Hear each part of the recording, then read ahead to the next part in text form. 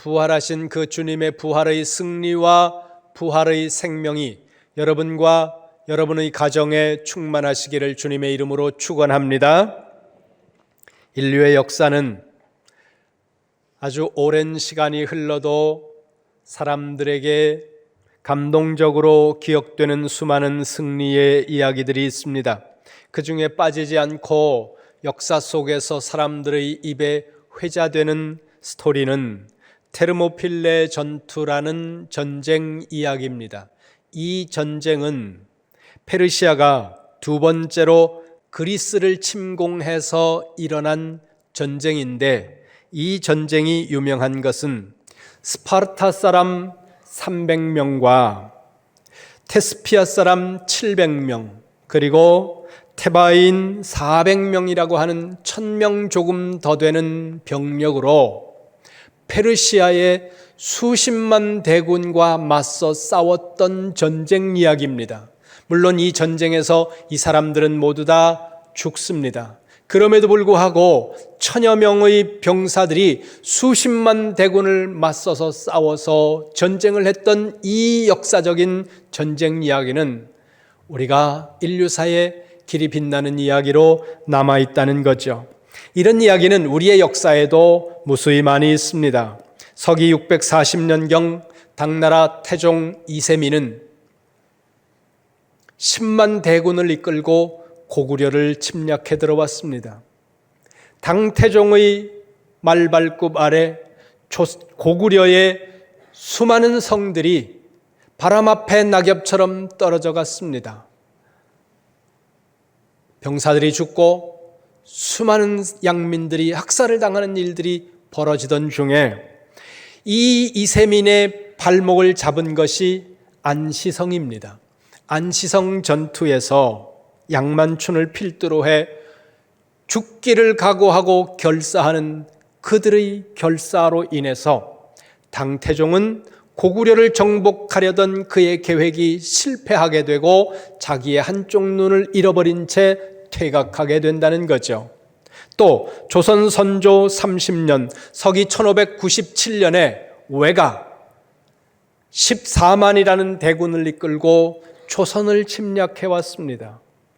왜나라의 그 칼날 아래에서 남해, 사천, 하동, 광양, 구례 등과 같은 고을들이 그냥 순식간에 함락돼 버리고 이 땅의 수많은 백성들이 유린을 당했습니다.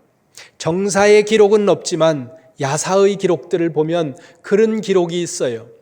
아침에 문을 열고 나가면 온유월인데도 앞산에 허옇게 서리가 내렸다.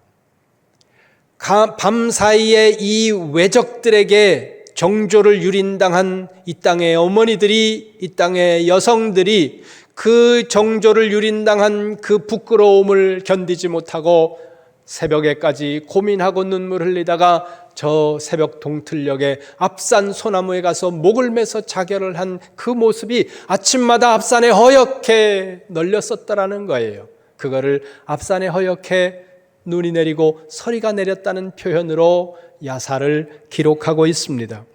그러나 그들이 그렇게 쳐들어올 때 12척의 배로 외선 300여 척을 격파시킨 이순신 장군의 명량해전은 인류 역사의 그 어디에도 없는 해전으로 기록되고 있습니다. 그리고 뒤이어 이순신 장군이 노량진에서도 일본을 대파함으로 7년 동안 이 땅을 괴롭히면서 끌어왔던 일본과의 전쟁이 끝나게 되는 거죠. 그런데 인류의 역사를 바꾼 그런 수많은 전쟁의 영웅들과 장수들도 정복하지 못한 것이 있습니다. 그들조차도 역사의 길이길이 빛나는 이름을 가지고 있는 영웅들도 무릎을 꿇을 수밖에 없었던, 그것은 죽음과의 싸움입니다. 죽음과의 싸움은 그 어떤 영웅도 넘어서지 못했던 싸움이었다는 거죠. 가장 넓은 땅을 차지했던 칭기스칸, 그리고 알프스를 넘어서 상상도 하지 못했던 전쟁을 승리로 이끌었던 나폴레옹도, 그리고 저 중원 대륙을 다 장악했던 진나라 시황제도 죽음 앞에서는 속수무책으로 무릎을 꿇을 수밖에 없었다는 겁니다. 그런데 이 죽음을 정복한 분, 그분이 바로 예수님인 줄로 믿습니다. 오직 예수님 한 분만이 그 어떤 장수도 그 어떤 영웅도 수천 년 역사 가운데 단 한 번 넘어서지 못했던 죽음의 벽을 넘어서서 생명의 부활로, 생명의 승리로 오늘 아침 우리에게 와주신 줄로 믿으시는 분들은 아멘. 1800년대 초 모스크바 남쪽 작은 마을에서 아주 여러분들이 잘 아는 유명한 러시아의 대문호가 태어납니다.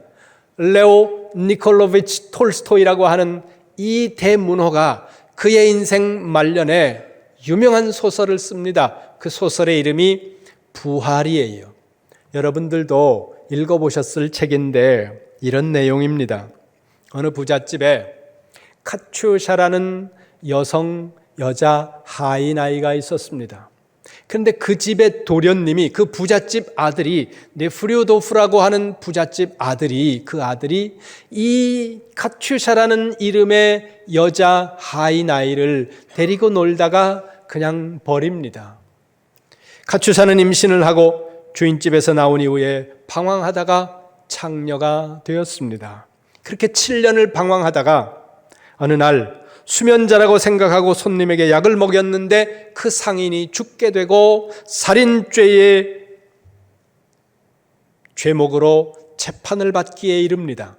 그리고 그 재판정에 배심원으로 나오는 사람이 네프리오도프예요. 배심원으로 앉아서 보니까 피고석에 앉아있는 얼굴이 카츄샤인 거예요. 그 여인이 망해서 자기의 삶이 실패하고 너무너무 초라하고 그리고 살인자가 되어서 그 자리에 앉아있는 것을 보는 순간 네프리오도프는 자기 때문이라는 생각을 하게 되는 거죠. 그래서 자기의 모든 것을 다 내려놓고 자기가 버렸던 그 하인 카츄샤의 변호를 시작합니다. 그러나 카츄샤는 결국 죄가 인정되어서 시베리아로 유형의 길을 떠납니다. 얼어붙은 땅 시베리아로 긴 유형의 길을 가는 그 카츄샤의 뒤를 따라서 귀족 집안 딸과의 약혼도 포기한 채 그 여성의 옥바지를 하기 위해 뒤따라가는 이 네프리오도프를 보면서 소설에서 톨스토이는 이렇게 말합니다. 이것이 부활이다.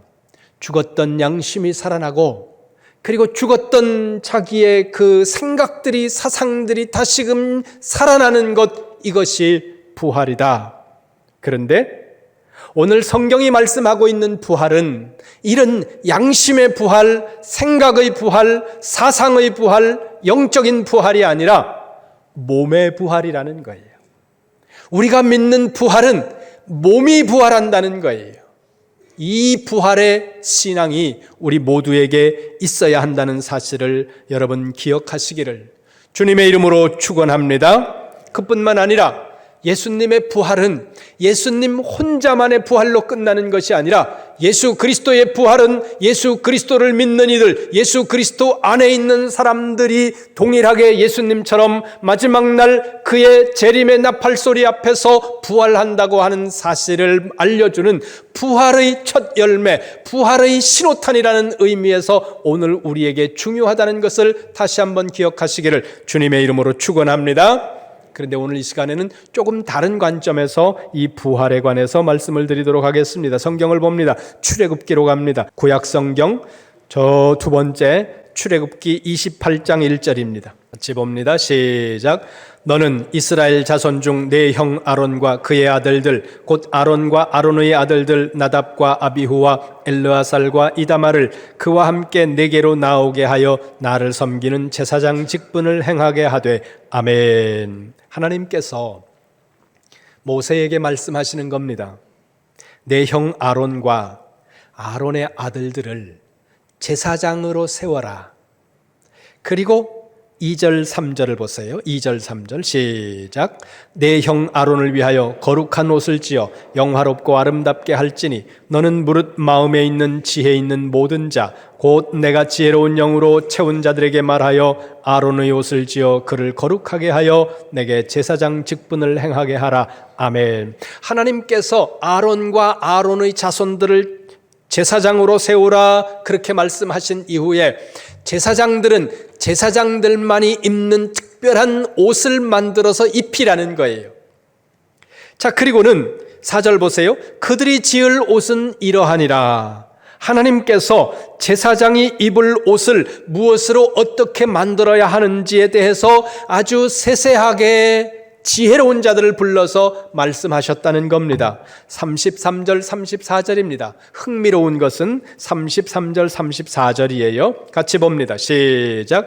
그 옷 가장자리로 돌아가며 청색, 자색, 홍색 실로 석류를 수놓고 금방울을 간격을 두어 달되 그 옷 가장자리로 돌아가며 한 금방울 한 석류 한 금방울 한 석류가 있게 하라. 아멘. 제사장이 입는 옷의 바깥 경계를 따라서 거기 보세요. 청색, 자색, 홍색 실로 석류를 수놓으라는 거예요. 석류수를 놓고 석류수 옆에다가 금방울을 달라는 거예요. 석류수 놓고 금방울 달고 석류수 놓고 금방울 달고 그렇게 해가지고 옷에다가 방울을 쭉 다르라고 말씀합니다.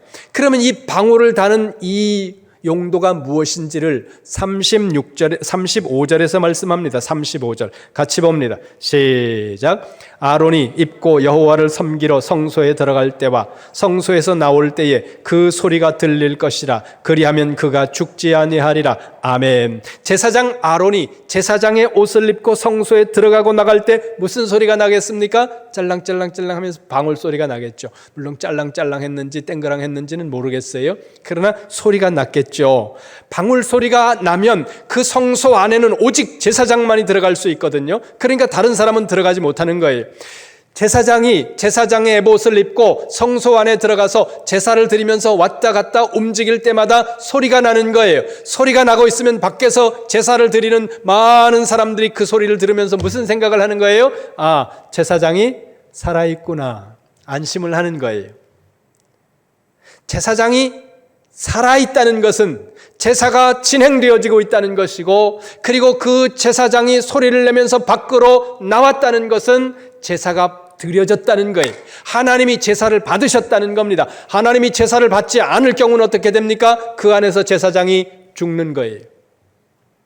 소리가 안 나면 제사장은 죽은 겁니다. 제사장이 죽었다는 건 뭐예요? 제사가 실패했다는 거예요. 제사가 실패했다는 건 뭡니까? 속죄가 실패했다는 것을 의미한다는 거예요. 히브리서로 갑니다. 신약성경 저 뒤쪽에 히브리서 9장 1절입니다.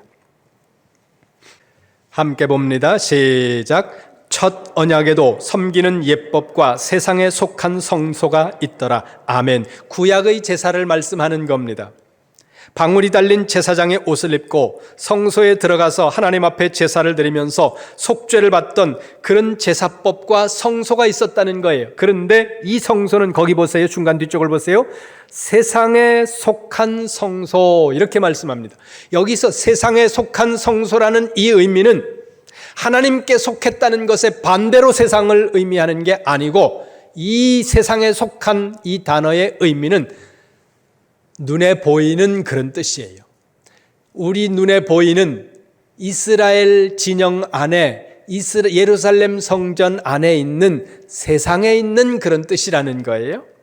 11절로 갑니다. 11절 같이 봅니다. 9장 11절 시작.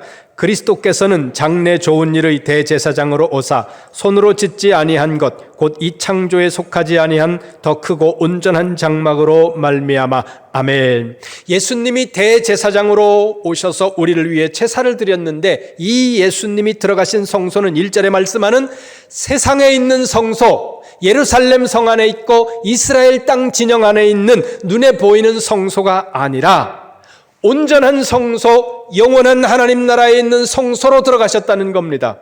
12절 14절까지 봅니다. 12절부터 14절 같이 봅니다. 시작. 염소와 송아지의 피로 하지 아니하고 오직 자기의 피로 영원한 속죄를 이루사 단번에 성소에 들어가셨느니라. 염소와 황소의 피가 및 암송아지의 죄를 부정한 자에게 뿌려 그 육체를 정결하게 하여 거룩하게 하거든. 하물며 영원하신 성령으로 말미암아 흠없는 자기를 하나님께 드린 그리스도의 피가 어찌 너희 양심을 죽은 행실에서 깨끗하게 하고 살아계신 하나님을 섬기게 하지 못하겠느냐. 아멘. 아론이 제사장이 되어 세상의 성소에 들어가서 드리는 그 제사의 피는 짐승의 피였다는 거예요. 왜 피를 가지고 들어가야 됩니까? 피 흘림이 없은즉 사함이 없기 때문이라고 말씀하셨지만, 그러면 왜 피입니까? 피는 생명이에요. 생명이 피에 있다는 거예요. 그래서 피를 가지고 들어간다는 건 뭐예요? 생명을 가지고 하나님 앞에 들어간다는 거죠. 생명으로 생명을 구원하는 그 개념으로 피가 있는 제사를 드리라고 하나님께서 말씀하셨다는 거예요. 그런데 아론과 아론의 후손들이 드렸던 제사는 짐승의 피를 가지고 하나님 앞에 세상의 성소에 들어가서 드렸던 제사입니다. 그 제사도 하나님이 받으시고 그들의 죄를 사해 주셨는데, 하물며 예수님께서 세상의 성소가 아니라 영원한 하나님 나라에 있는 성소, 완전한 성소에 짐승의 피가 아니라 자기의 피를 가지고 그 하늘 성소로, 완전한 성소로 들어가서 드린 그 예수님의 제사가 왜 우리의 죄를 씻을 수 없겠느냐? 마땅히 우리의 죄를 완전하게 씻으시고 우리의 속죄를 이루는 완전하고 영원한 제사다, 이 말씀을 믿으시기를 주님의 이름으로 축원합니다. 우리의 영원한 대제사장이신 예수님께서 자기 피를 가지고 온전한 하나님 나라의 성소에 들어가시는데, 그 제사를 통해 속죄를 이루시는데, 그런데 아까 구약의 출애굽기 28장에 우리가 보지 않았습니까? 제사장이 소리가 나는 건 뭐예요? 살아있다는 거예요. 소리가 안 나면 죽었다는 거거든요. 하나님이 치셔서 죽는다는 거예요. 자, 그러면 제사장이 방울이 중요한 게 아니에요. 제사장이 살아있는지 죽었는지를 바깥에서 확인하기 위해서 방울을 달아놓은 거예요. 사람들이 들으라고. 중요한 건 제사장이 그 세상 성소에 들어가서 제사를 드리고, 그리고 살아나왔을 때 제사가 성공한 거예요. 제사가 성공했다는 건 뭐예요? 속죄가 이루어졌다는 것이거든요. 무엇을 통해? 제사장이 살아서 밖으로 나왔을 때 그 제사가 드려졌다는 겁니다. 우리 예수님께서도 예수님 자신의 피를 가지고 하늘 성소로 들어가셔서 우리를 위해서 속죄의 제사를 드리셨는데, 그 제사가 성공했다면, 그 제사가 완전한 속죄를 이루었다면 예수님이 살아서 밖으로 나오셔야 된다는 거예요. 구약의 이 논리로 가면. 그래서 부활이 중요하다는 거예요. 부활 자체로도 중요하지만 그 부활이 우리에게 주는 증거가 또 하나 뭐예요? 예수님이 그 속죄 영원한 성소로 들어가셔서 우리를 위하신 그 속죄의 제사를 완벽하게 드리시고 살아서 우리에게로 오셨기 때문에 예수님의 제사가 성공한 제사, 하나님이 받으시는 제사, 완전한 속죄가 이루어진 제사라는 증거, 부활은 그 제사가 성공했다는 또 하나의 증거로서의 부활이라는 사실을 여러분 기억하시기를 주님의 이름으로 축원합니다. 예수님께서 사망의 권세를 깨뜨리시고 부활하셨습니다. 이 사실을 여러분 마음속에, 여러분 믿음 가운데 확고하게 하시기를 다시 한번 주님의 이름으로 축원합니다. 예수님의 부활은 의식의 부활이 아니에요. 죽은 양심의 부활도 아닙니다. 물론 우리의 죽은 양심이 살아나야죠. 그러나 예수님의 부활의 핵심은 양심이 살아나는 것도 아니고, 의식이 살아나는 것도 아니고, 영적인 것만도 아니고, 예수님의 부활의 핵심은 몸으로 부활한다는 것입니다. 우리가 이 사실을 믿어야 돼요. 믿는다 하면서도 그 믿음 가운데 예수 그리스도의 몸의 부활을 믿지 못하는 사람들이 있다는 거죠. 오늘도 우리가 신앙 고백을 했습니다. 사도신경으로 신앙 고백을 할 때 저 뒤쪽으로 가면 맨 뒤쪽에 뭐라고 말씀합니까? 몸이 다시 사는 것과, 몸이 다시 사는 것, 이게 뭐예요? 부활이라는 거예요. 우리가 매일 고백한다는 겁니다. 입술로 고백할 뿐만 아니라 우리가 마음으로 이 부활을 믿어야지 우리의 믿음이 온전한 믿음이 된다는 사실을 여러분들 기억하시기 바랍니다. 구약의 제사는 제사장이 짐승의 피를 가지고 세상의 성소에 들어가서 드림으로 말미암아 용서를 받았는데, 그 제사는 제사장이 밖으로 살아서 나왔을 때 완성된다는 것입니다. 그렇기 때문에 성소 밖에 있는 사람들은 성소 안에 있는 제사장이 살아있는지를 확인하기 위해 방울을 달았어요. 소리가 안 나면 불안하지 않습니까? 실패하지 않나? 제사가 잘못되지 않나? 그런 불안감을 해소하기 위해 방울을 달았는데, 중요한 건 방울이 아니라 제사장이 살아서 나오는 일이라는 것입니다. 우리가 믿는 예수님은 우리의 영원한 대제사장이 되어서 짐승의 피로 하지 아니하고 자신의 피로 영원한 성소로 들어가심으로 말미암아 우리의 구원을 완성하시고, 다시 나오심으로 말미암아 제사가 하나님 앞에 온전하게 드려졌고, 그리고 그 속죄제가 완성되었다는 것을 부활로 증명해 주셨다는 사실을 다시 한번 확고하게 기억하시기를 주님의 이름으로 축원합니다. 뿐만 아니라 예수님의 부활은 증거로서의 부활만이 아니라, 이제 예수님의 부활은 곧 예수님을 믿는 사람들의 부활이라는 거예요. 나도 부활한다는 거예요. 예수님은 부활하셨다는 것을 믿는데 나는 부활한다는 것을 못 믿으면 이것도 온전한 믿음이 안 됩니다. 그러니까 여러분, 마지막 날 주님의 재림 나팔 소리가 들릴 때 그 나팔 소리에 모든 죽은 자들이 살아나는 그 순간에 우리도 온전하신 몸으로, 예수님과 같은 몸으로 부활한다고 하는 이 부활 신앙으로 여러분들의 신앙을 확고하게 하시기를 다시 한번 주님의 이름으로 축원합니다. 믿음을 가진 여러분 모두 위에 이 부활의 소망과 부활의 증거와 부활의 확고함이 더욱 든든할 뿐만 아니라 이 부활의 승리와 생명의 축복이 여러분들과 여러분 가정 위에 넘치시기를 주님의 이름으로 축원합니다.